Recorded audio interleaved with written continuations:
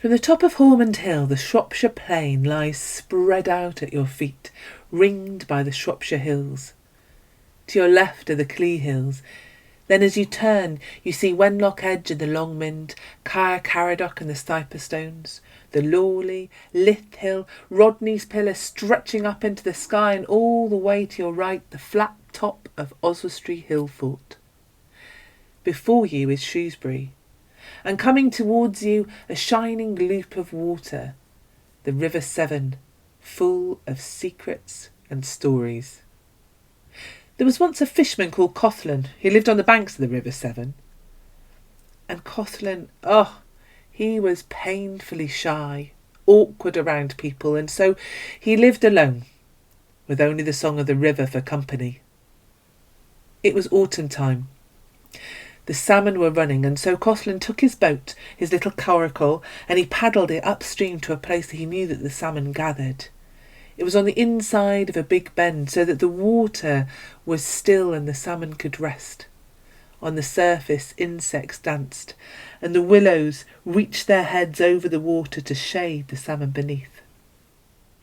All afternoon Cothlin fished, but the salmon were hiding.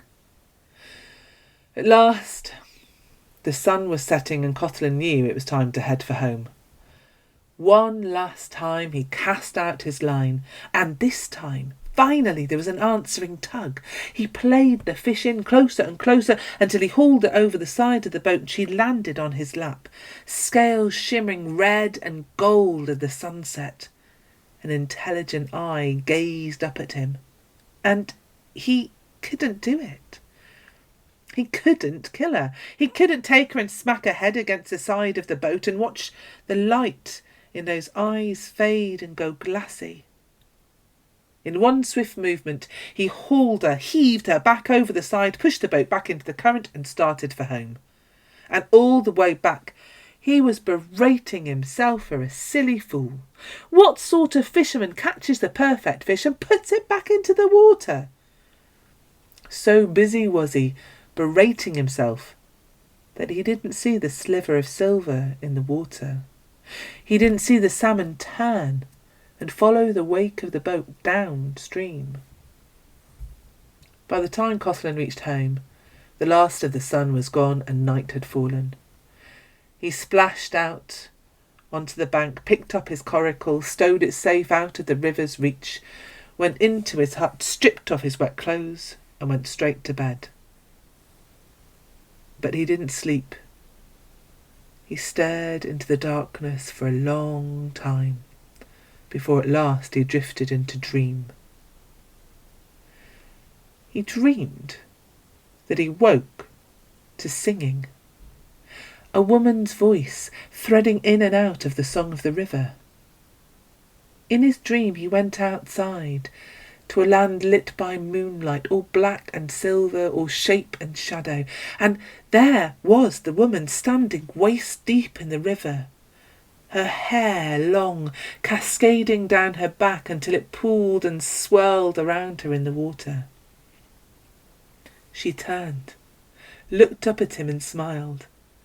And in his dream everything was so easy and natural. He held out his hands to her, and she waded out of the water up the bank, took his hands in hers, and the two of them lay on the soft grass together, two halves of one whole. Cothlin woke inside his hut, the sunlight filtering in.